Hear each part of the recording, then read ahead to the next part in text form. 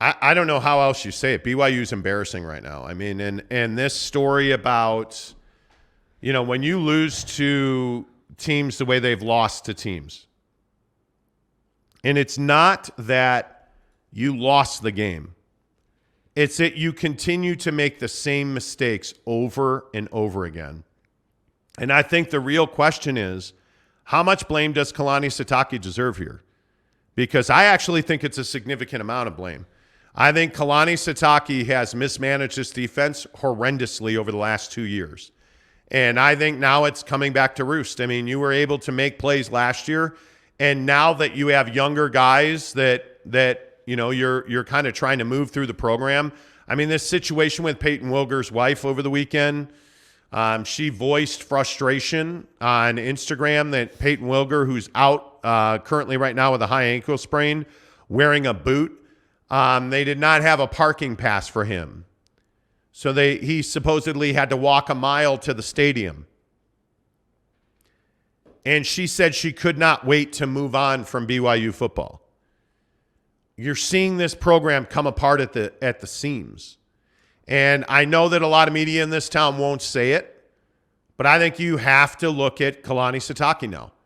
And you have to say, hey, is Kalani Sitake really the right guy to lead this program? Now, I'm telling you he is.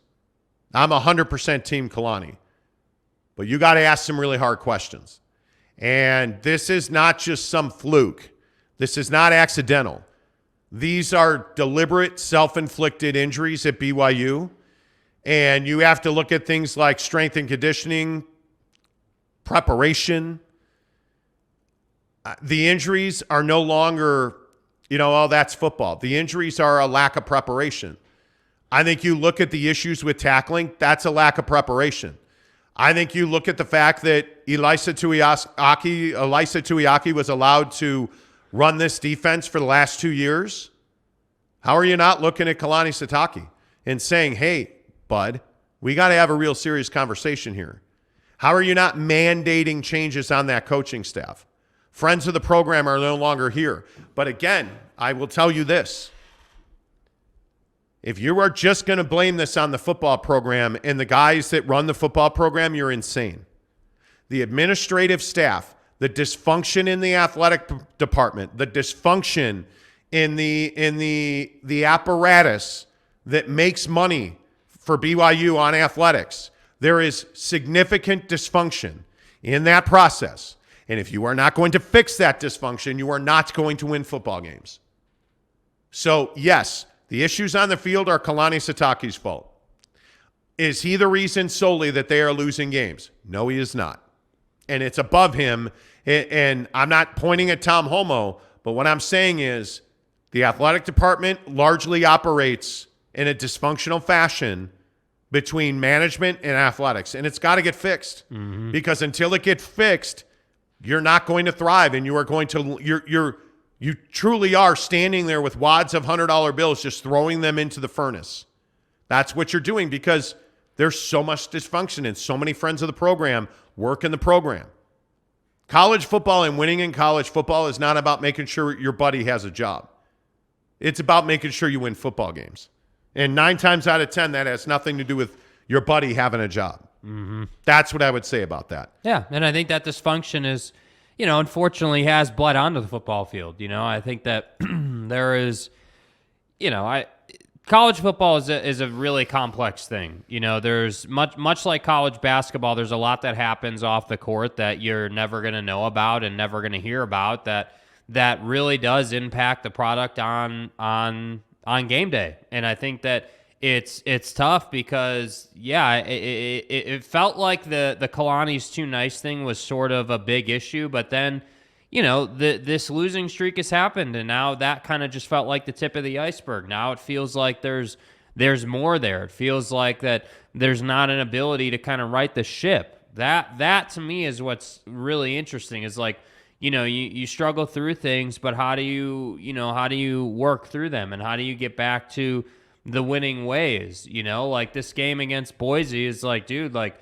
what is the line on the Boise game? Didn't you say that they're a pick 'em or something ridiculous or whatever it is? Like no. Boise's an 8-point favorite. Boise's an 8-point favorite. Like I'm sorry. No. My bad. Yeah. Boise's an 8-point favorite on Fox Sports 2.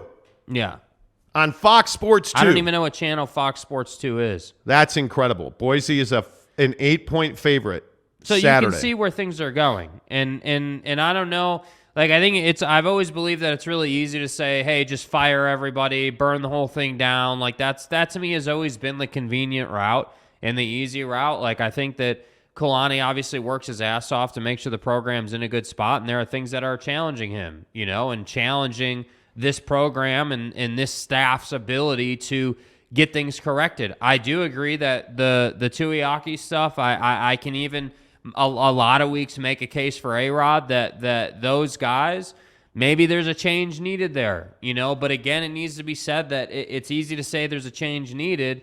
It's hard to find people to fill those spots, and that's why I'm saying it's not as easy at BYU as just, oh yeah, we'll go get someone on the street. We'll just go find someone in the coaching community and give someone a shot. That's not how it works at BYU. So to me, the program is going through it, and I think you're always going to get your haters, whether it's Lovren or Eric and Raleigh or whoever. Like, it's fine to hate on the program. It's justified. They're not good right now. You're not wrong that they suck.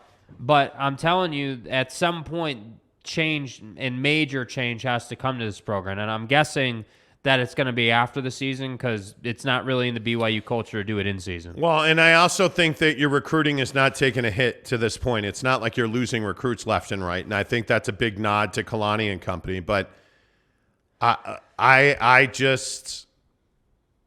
Anybody that thinks that Kalani Sitake is the wrong guy for this job, I think doesn't know what the job entails and doesn't know who Kalani is. I mean, I think when you look at what's going to happen into the Big 12, I think that BYU is pretty well positioned to make that jump into the Big 12. I mean, again, recruiting I think matters. But wouldn't it be a problem if Kalani Sitake wasn't on the hot seat? You're probably going to win one more game. Because I don't think you get the nod at Boise, and I don't think you get the nod at Stanford. I don't think you deserve the right of belief or faith. But the other issue here is the media in this town is not being kind to BYU. Facts. In that they're not telling the truth. They're going to spit shine a lot of things that are happening at BYU, and I guarantee you BYU media is going to be like, oh, well, little Kevy got hurt, and that's why they lost all those games. It has nothing to do with little Kevy and everything to do with mismanagement. The season has not been well coached. The season has not been well managed. The season play calling in games has been a real problem. The nicety that Jake always talks about has been a real problem. Situations with guys like Jaron Hall. Jaron Hall shouldn't have played against Notre Dame. He did, and they lost because of it. Come on, man. It's that simple, right? Like you're trying to do everything to be nice when you need to do everything to win. And a lot of times winning is a cold-blooded thing. It's a cold-blooded thing. And again, I feel like I just said this half an hour ago, but winning in life and winning in work is cold-blooded. You got to make hard decisions. And when Jaron can't throw, how is your quarterback not able to throw with a shoulder issue? And you're still putting him out there. I mean, Cam Rising couldn't run. Did they put him out there? He made the decision not to put himself out there because he knew that's what was best for the team. And again, here's the question I ask about Elisa Tuiaki. At what point do we put the kids above the coaches? At what point do we say, hey, there's a bunch of dudes on this team who are never going to play in the Pac-12? The Never. Big 12. Or the Big 12, excuse me. They're never going to play in the Big 12 because they're not going to be here. They're going to graduate out of the program. What about those kids? Those kids actually matter. They're on the verge of let's be honest, a 5-7 season. You're not losing to, everybody's favorite Dixie State, Utah Tech thing. You're not. But at what point do we stop playing favorites and do we stop damaging the program so that Elisa Tuiaki can have a job? Because that's what this has been. My biggest gripe with Kalani Sitake is he has allowed Elisa Tuiaki to run this defense into the ground. Yeah. It's that simple. The tackling thing, look, man, that's a philosophical discussion. There's a lot of teams that don't hit. But I think, as Gabe Giuliani told us on the show last night, it's not about hitting. It's a simple, like, we don't play the right angle. We don't take the right line. We got to do our jobs better. That's coaching. Yeah. That's coaching, plain and simple. Jay Hill at Weber State is out there. Is Jay Hill a member of the church? I don't know. I'd have to look that up. I am not here telling you to replace Kalani Sitake. I'm not. He should not be fired. Kalani has, if one bad season gets a guy fired, then everybody would lose their job. I mean, seriously, it's one bad season. If you do 5-7 again next year, if you get boat raced at home repeatedly by better teams next year, okay, then we got to have a conversation. But you're not firing Kalani Sitake. Yeah. You are making significant changes on his coaching staff, and if he doesn't want to do that, well, yeah, then maybe you got to fire Kalani. Maybe you do. But you're not firing him right now. Yeah. You're not. You're just not. Tanner says you don't have to be a member of the church to become a coach at BYU. You do, actually. If you want to be the head coach at BYU, you got to be a card-carrying member. Yeah. That's not even, I've been told that repeatedly. I had a booster tell me a month ago that that's all that mattered to them. You got to be a member of the church in good standing to be a head football coach at BYU. Yep. That's not even a conversation. I mean, coordinators don't have to be, but if you want to be a head coach, you have to be, no doubt. Mike Maple, yeah, exactly. Coordinators don't have to be members. Exactly right. Kurt Meyer says, Tanner, BYU Sports Nation have been critical of the play of BYU football. Well, I mean, they've been... Sure, in a sense. I'm not talking about being critical of play, right? I mean, that's not what we're talking about. Yeah, what we're talking about is being honest about what's happening in the program. I think what we're talking about is being able to say, like... Program. Oh, sorry. My bad, yeah. What we're talking about is being honest about what's happening in the program. Thank you. It's not hard to see that there is a lot of dysfunction here. It's not like I think where I disagree with Kurt is I don't think you're ever going to hear BYU Sports Nation say that Kalani should be talked about in the replacing him conversation. I don't think you're ever going to hear that on BYU Sports They're Nation. owned and operated by the Church of Jesus like, Christ of Latter-day Saints. Like you're not going to hear that, you know? Like you're not. And it's fine. I'm not saying that they're wrong for that. Like, hear me clearly. You need to understand that because they're owned by the church, you're not going to hear that. And there's nothing wrong with that. You should inherently know that. Like, that's just the reality of the situation. Like, It's not some surprising thing. So that's what I'm saying. If you're sitting here expecting BYU Sports Nation to criticize the team or criticize the team the way we do, you're up in the night. That's not going to happen. Not going to happen. It's just not. And you wouldn't expect it to. Yeah, and they're not. Again, I want to make sure because I don't want to see tweets or hear crap on Twitter about us saying that BYU Sports Nation is doing a bad job. They're not doing a bad job. They're doing their job at a really high level.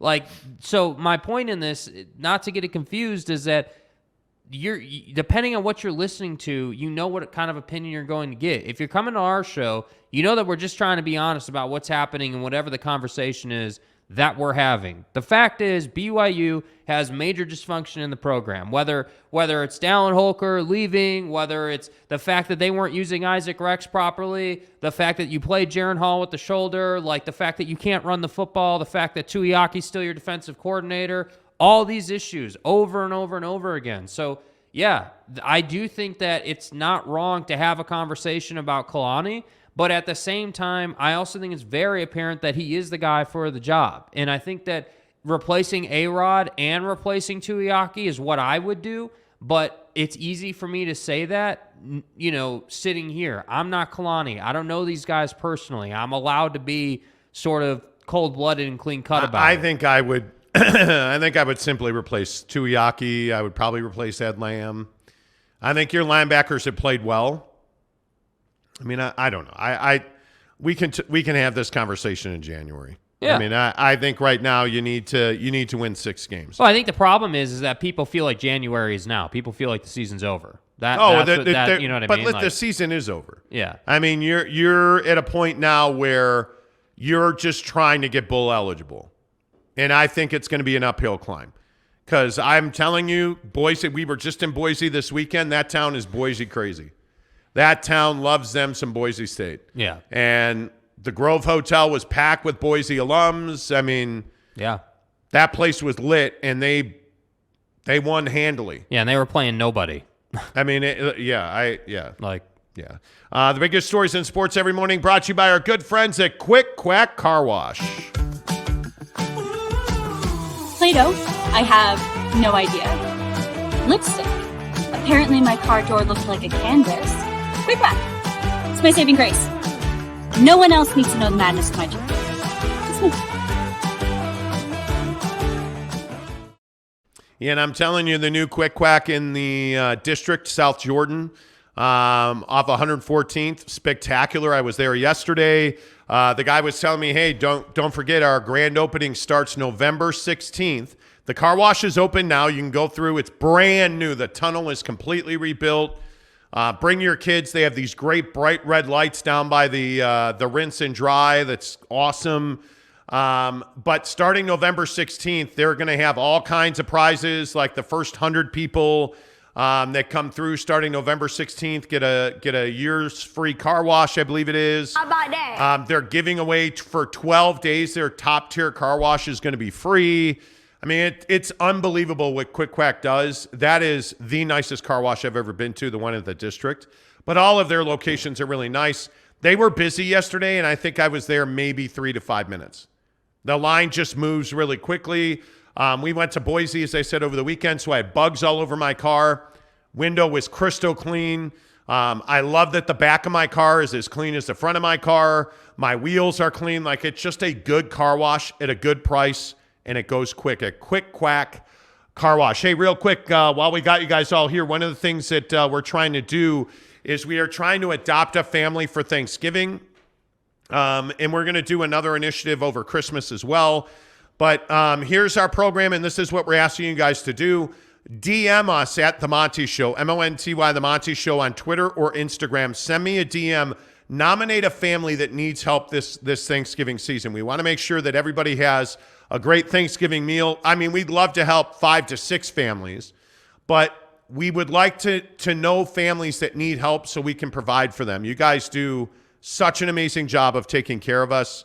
You guys go to places like Quick Quack. You go to places and use our promo code, like at Papa Murphy's, Barbecue Pit Stop, TridayTrading.com. Like, you support our sponsors. We want to give back to you guys. So if you have friends, family, neighbors, people in church, if you know people that are struggling and they need help for Thanksgiving, please DM us and nominate that family. We'd like to help as many families as possible. And how we'd like to do that is through the tip jar on this show. You know, if you watch us on YouTube every day, you can donate to the show by clicking the tip button at the bottom of the screen.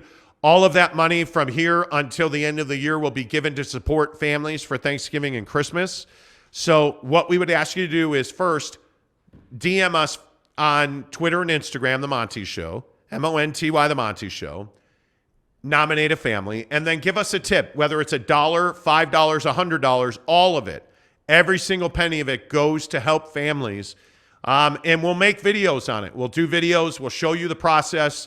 We believe in 100% transparency on the show, so just know that if you tip us through our tip feature on YouTube, all of that money is going into that. And again, if we can help 5 or 10 families through the tip jar and whatnot, we're absolutely going to do that. But we want to give back. You guys have supported us so righteously and so consistently. Yeah. I mean, we built the studio at Maverick Center. We've been able to really come through for our sponsors because you guys are doing that.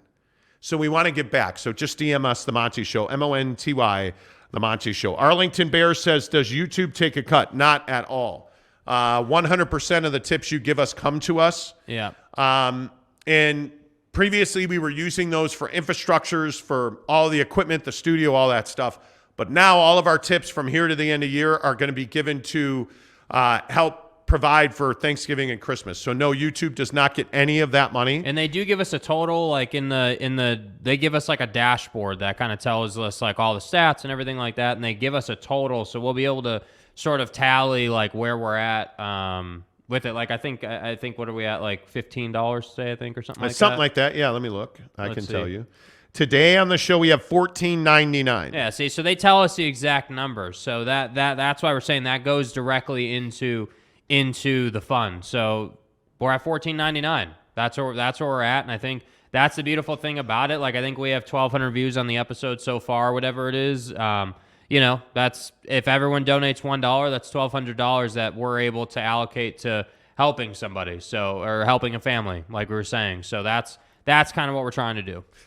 Brett Stubbs says, I miss the old set. Felt homey. I don't like the brick wall look. Seems less comfortable. A brick wall look.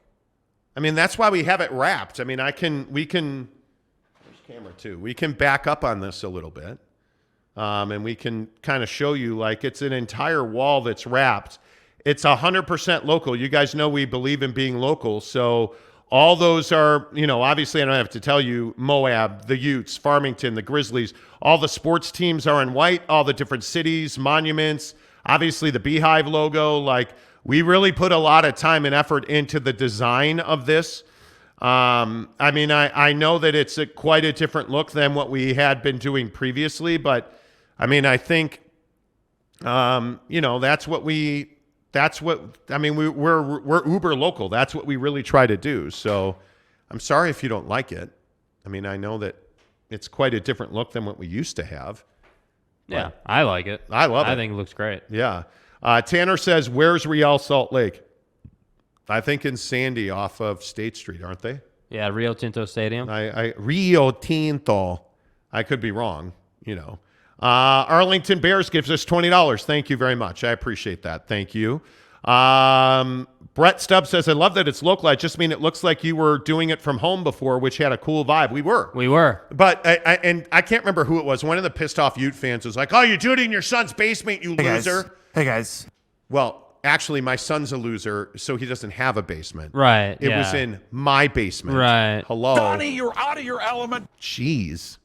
Thank you. And I think what you'll see too, what was it, Brent saying that about Stubbs, yeah. Brett Stubbs. I think what you're going to see is the thing is like, yeah, sure, it felt homey, and I can respect that. But the other thing that we're able to do, and this is an important piece of the show, like we're not just saying that we want to do stuff in the community, like we're really trying to do it. And I think one of the things that this studio lets us do, as you guys are going to see, is there are going to be a lot of opportunities for people to come by and to, like, whether it's, getting a lotto ticket or entering a contest or it allows us to do more with you guys. And that, I think, was kind of the emphasis and why we saved all the tip money and why we were building this pot of money to be able to build a studio in a hockey arena. Like, that's the cool crazy thing. Yeah, a hockey arena. The Salt Lake Stars play here, sir. Yeah, it's a multi-purpose facility venue. So there you go. Yeah, the Stars play here. Arlington Bears, thank you so much for the tip. Barfing Chicken says ghetto side. Okay. I'm not sure what that means. I don't know what that means either. Ken Williams says, good morning, all. Good morning, Ken. Good to see you. Hullabilly says, morning, boys. How about the Wild versus Black? Stop. Donnie, please. There's no reason. Jeremy Bolton says, RSL in the shadow realm where it belongs. And good morning, by the way. The shadow realm. Ken Williams says, it looks great, guys. Thank you.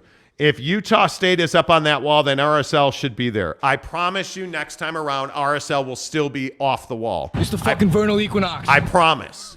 They will not be on the wall next time either. I promise you that. Let's settle this right now. Tanner, you have my word. The Claret and Cobalt will never be. Go ahead and try me then. Love you, Tanner.